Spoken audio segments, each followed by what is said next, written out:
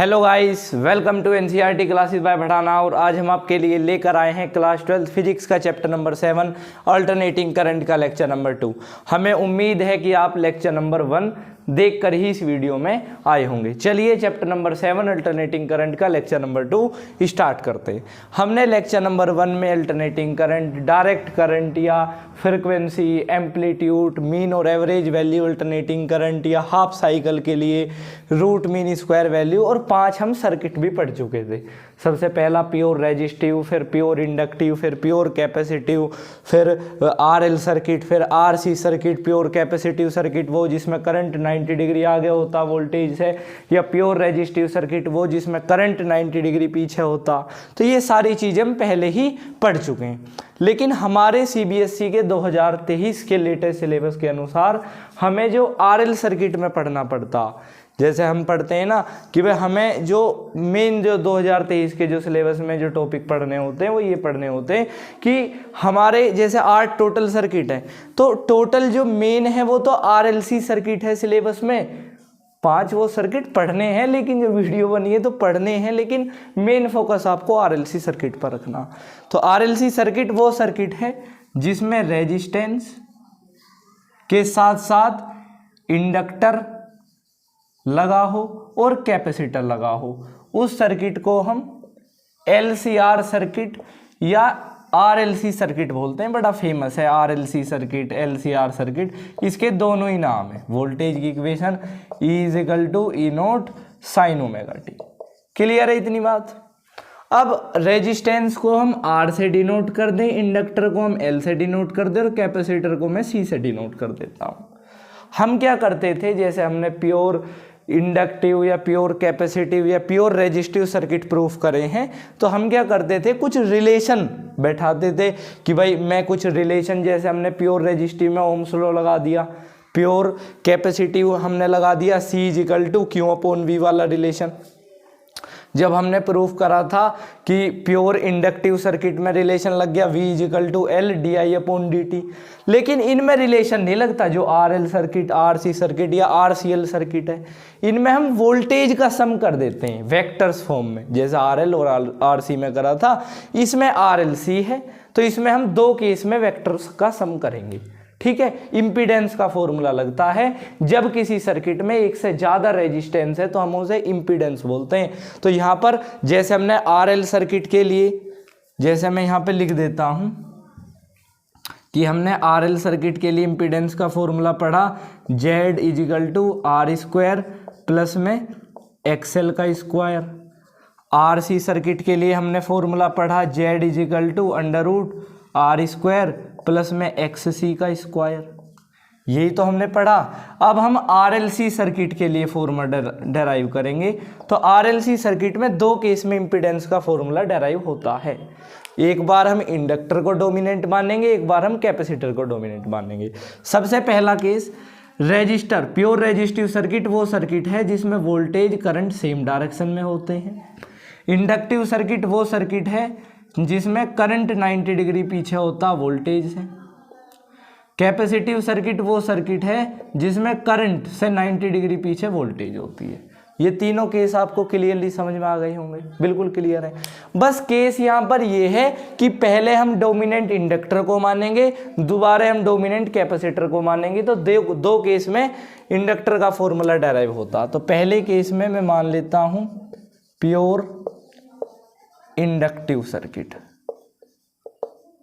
या pure inductive dominant. पहले case में मैं इंडक्टर को डोमिनेंट मान के चल रहा हूं, तो मैं इंडक्टर के रेजिस्टेंस में से कैपेसिटर का जो रेजिस्टेंस है उसे माइनस करूंगा। वोल्टेज का हम सम कैसे करते हैं कि अंडर रूट, ये तीनों हमारे पास क्या है, एक रेजिस्टेंस, इंडक्टर और कैपेसिटर, इन तीनों की वोल्टेज का सम हम कर देते हैं कि V0R² प्लस में। अब हमने इंडक्टर को डोमिनेंट माना है तो हम इंडक्टर में से कैपेसिटर की वोल्टेज को माइनस कर देंगे। तो V0L, वहां पर तो एक ही रहता था तो हम उसका भी स्क्वायर कर देते थे। तो V0L V0C का स्क्वायर। नेक्स्ट V=IR हमने रिलेशन पढ़ा, तो मैं यहाँ पर I0R² लिख दूं। यहाँ पर मैं I0 प्योर इंडक्टिव सर्किट के रेजिस्टेंस को हम बोलते हैं inductive reactance minus inductive capacitance. I note यहां से कॉमन आ गया तो यहां आ गया आर स्क्वायर प्लस में एक्सएल माइनस एक्स सी का स्क्वायर। तो V इजिकल टू ये V इजिकल टू यहाँ आएगा तो यहाँ जाएगा resistance R equal to R square plus में एक्सएल माइनस एक्स सी का स्क्वायर। जिस सर्किट में एक से ज़्यादा रेजिस्टेंस होते हैं मैं उसे इम्पीडेंस Z से डिनोट करता हूँ इम्पीडेंस। हमने आपको इससे जो पिछला लेक्चर गया है उसमें भी आपको बताया था कि एक रेजिस्टेंस से ज़्यादा, अगर किसी सर्किट में एक से ज़्यादा रेजिस्टेंस है तो हम उसे इम्पीडेंस बोलते हैं। तो ये फॉर्मूला डराइव हो गया। अब दूसरे केस में मैं कैपेसिटर को डोमिनेंट मानूंगा तो कैपेसिटर में से इंडक्टेंस की वोल्टेज को माइनस करेंगे। बिल्कुल सेम है, जहाँ पर एक्सएल है वहाँ पर एक्ससी आ जाएगा और जहाँ पर एक्ससी है वहाँ पर एक्सएल आ जाएगा। मैं कर देता हूँ, कोई बात नहीं, आप तो करोगे नहीं। क्यों? अरे टाइम ही नहीं है, समय की सब दिक्कत रहती है। तो प्योर कैपेसिटिव डोमिनेंट, अब की बार हमने कैपेसिटिव को डोमिनेंट माना। आप साथ के साथ इसके नोट्स जरूर बनाते चलें। अब वोल्टेज का मैं सम कर रहा हूँ तो वोल्टेज का सम क्या करते हैं हम, अंडर रूट लगाया रेजिस्टर्स की वोल्टेज या रेजिस्टेंस की वोल्टेज का स्क्वायर प्लस। अब कैपेसिटर डोमिनेंट है तो कैपेसिटर की वोल्टेज में से हम माइनस कर देंगे इंडक्टर की वोल्टेज L। कोई समस्या यहाँ तक नहीं है। V का फॉर्मूला IR, तो I नोट R का square plus I note capacitor के रेजिस्टेंस को हम बोलते हैं इंडक्टिव कैपेसिटर माइनस XC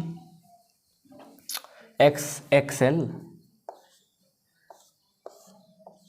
तो हमने यहां से क्या ले लिया, I नोट आ गया कॉमन, ये क्या बचा R under root R square plus XC, यहाँ कैसे करा हमने, यही सेम है बिल्कुल, XC माइनस XL का स्क्वायर।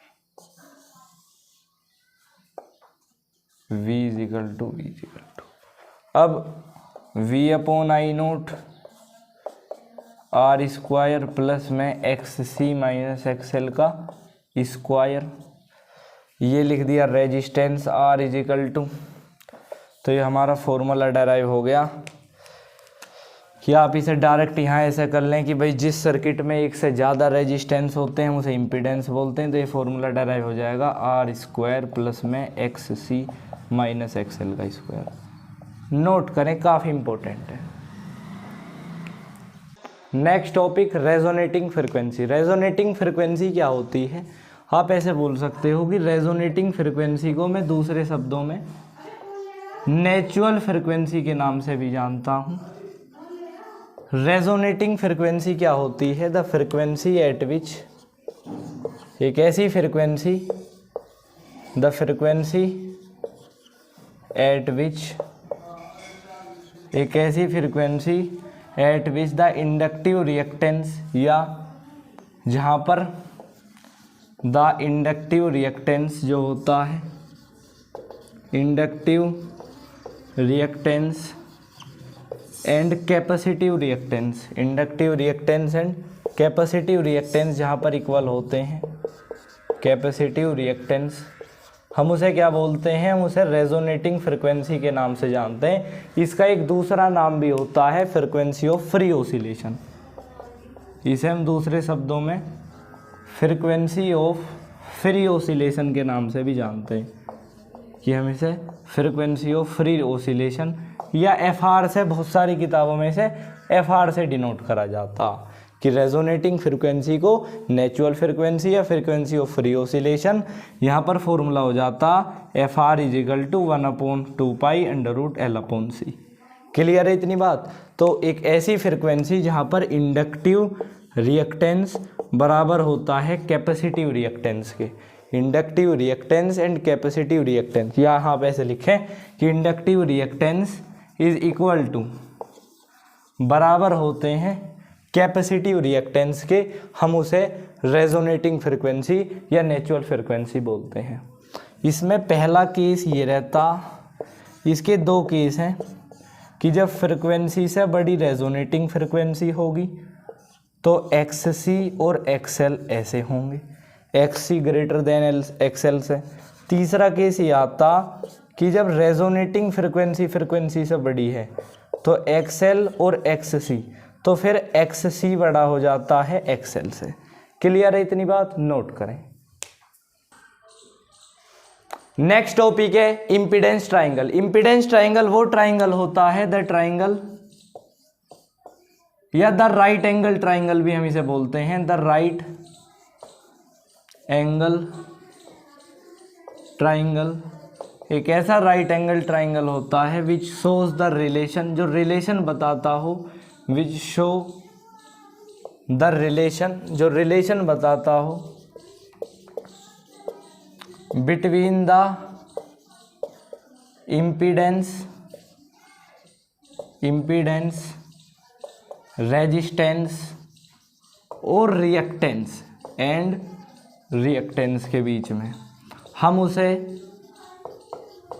उसे इम्पीडेंस ट्राइंगल बोलते हैं। इम्पीडेंस ट्राइंगल वो एक राइट एंगल ट्राइंगल है जो रेजिस्टेंस, रिएक्टेंस और इम्पीडेंस के बीच में रिलेशन बताता हो, हम उसे इम्पीडेंस ट्राइंगल बोलते हैं। जहाँ पर रेजिस्टेंस को बेस पर और हाइपोटेनियस की जगह पर इम्पीडेंस को रखा जाता हो और रिएक्टेंस को कहाँ पर रखा जाता हो, एंगल के आगे हाइपोटेनियस बेस परपेंडिकुलर की जगह पर किसे रखा जाता हो, इंडक्टेंस को रखा जाता हो। एक नेक्स्ट आता है एवरेज पावर डिसिपेशन। पहले बहुत ज़्यादा इससे डेरिवेशन पूछे जाते थे, लेकिन अब जो नया क्रेज चला एवरेज पावर डिसिपेशन का, डेरिवेशन ना पूछकर डायरेक्ट फॉर्मूला पूछ दें कि भाई पावर का, एवरेज पावर का फॉर्मूला बता दीजिए। डेरिवेशन है भी नहीं अब की बार इसके में। तो ये है V0 I0 cos phi by 2, या एवरेज पावर का फॉर्मूला ये होता है कि V0 upon √2 into I0 upon √2 into cos phi. ये तो हो गया फॉर्मूला। जब आप डेराइव करोगे तो एवरेज पावर का फॉर्मूला यही हो जाता, या एवरेज पावर का फॉर्मूला ये होता VRMS into IRMS into cos phi. तीनों बात सेम है। अगर आप ये फॉर्मूला कोई सा भी लगा सकते हैं। अब वेयर कोस फाई क्या होता, where cos phi is the power factor. Cos phi क्या होता, पावर फैक्टर हम किसे बोलते हैं, cos phi is where is a cos phi is a power factor. अब इसमें केस होते हैं। जैसा सबसे पहला अगर मैं केस की बात करूं, case number 1, pure resistive circuit, pure resistive circuit. अगर मैं प्योर रेजिस्टिव सर्किट की आपसे बात कर रहा हूं तो प्योर रेजिस्टिव सर्किट के लिए क्या केस होता है कि पावर का फॉर्मूला क्या हो जाएगा, P इज इक्वल टू, यहाँ से फॉर्मूला है V0 I0 cos phi by 2, cos phi power vector है अपॉन 2।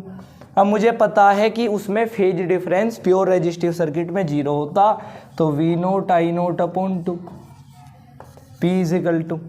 अब मैं क्या कर सकता हूँ कि V इज इक्वल टू होता है यार I0 R, यही तो है। तो हम I0 को क्या लिख दें, I0 इज इक्वल टू हो जाएगा V अपॉन R। तो मैं I0 को V अपॉन R लिख दूँ तो P इज इक्वल टू हो गया V स्क्वायर अपॉन 2R। तो प्योर रेजिस्टिव सर्किट के लिए पावर का formula V square upon R होता है। और केस नंबर 2 की अगर मैं बात कर रहा हूँ तो वो है pure capacitive circuit, PCC, pure capacitive circuit. Pure capacitive circuit में जो फेज डिफरेंस होता है वो 90 डिग्री होता प्योर कैपेसिटिव सर्किट में। तो पावर कितनी हो जाएगी, 0 हो जाएगी। जब आप इसे सोल्व करके देख लें फॉर्मूले में वैल्यू प्रूफ कर लेंगे। Case number 3, pure inductive circuit PIC, उसमें फेज डिफरेंस -90 डिग्री होता है, तो पावर का फॉर्मूला वहां पर भी 0 हो जाता। नोट करें। चलिए गाइस स्टार्ट करते हैं। टॉपिक है वॉटलेस करंट। वॉटलेस करंट वो करंट होता है जिसमें एवरेज पावर डिसिपिएशन 0 होती है। उस करंट को हम वॉटलेस करंट के नाम से जानते हैं कि wattless current is the current. Wattless current वो करंट होती है जिसमें एवरेज पावर डिसिपिएशन, मैं ब्लैक से ही लिख देता हूँ, जिसमें average power dissipation of an alternating current की average power dissipation of an AC is equal to 0, वो बराबर होती है 0 के। हम उसे वॉटलेस करंट जानते हैं। वॉटलेस करंट वो करंट होता है जिसमें average power dissipation alternating current की 0 होती है, वॉटलेस करंट। काफ़ी क्रेज में क्वेश्चन चल रहा है, बार बार पूछा जा रहा है। क्वालिटी फैक्टर को क्यू से डिनोट करते हैं।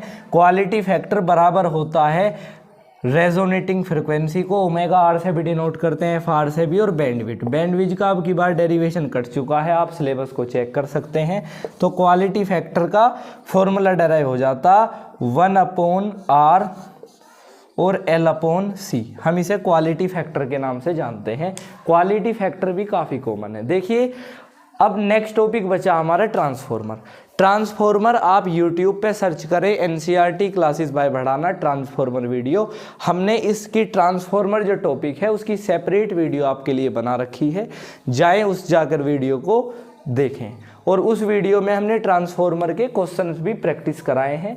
इसके बाद जो चैप्टर नंबर 7 अल्टरनेटिंग करंट की जो न्यूमेरिकल वाली वीडियो आ गई, उसमें हम आपको ट्रांसफॉर्मर के क्वेश्चंसों को भी प्रैक्टिस कराएंगे। नोट करें, वीडियो अच्छी लगी हो लाइक करें, शेयर करें। और ट्रांसफॉर्मर वो एक स्टैटिक डिवाइस है, ट्रांसफॉर्मर वो एक रुकी हुई डिवाइस है जो अल्टरनेटिंग करंट की वोल्टेज को बढ़ाती या घटाती है बिना फ्रिक्वेंसी के चेंज करे। इसका प्रिंसिपल म्यूचुअल इंडक्शन पर बेस्ड होता है। वो बिल्कुल सब सिंपल बातें हैं, उस वीडियो को देखने के बाद चीजें क्लियर हो जाएंगी। म्यूचुअल इंडक्शन वो है जब हम फ्लक्स को चेंज करते हैं किसी प्राइमरी कॉइल में और ईएमएफ इंड्यूस हो जाता सेकेंडरी कॉइल में, हम उसे म्यूचुअल इंडक्शन बोलते हैं। ट्रांसफॉर्मर किस चीज से मिलकर बनता? कंस्ट्रक्शन। हमारे पास एक इंडक्टिव कोइल होती है, एक लोहे की पत्ती होती है, उस पर 2 कोइल बंधी रहती हैं। एक कोइल एसी से कनेक्ट होती है, एक कोइल डीसी से कनेक्ट होती है। एक को हम बोलते हैं प्राइमरी कोइल, एक को हम बोलते हैं सेकेंडरी कोइल। यही तो होता।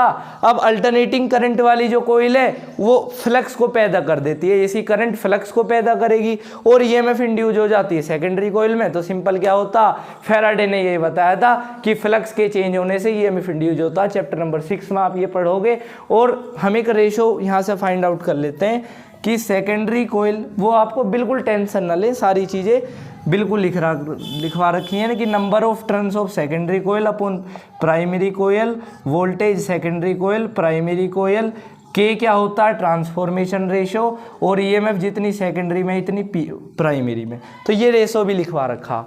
ट्रांसफॉर्मर का डायग्राम कुछ ऐसे बनाया था, आप यकीन भी नहीं करोगे। हम उन्हीं चीज़ों को लिखने की कोशिश करते हैं या उन्हीं चीज़ों को समझाने की कोशिश करते हैं जो पूछी जाती हैं।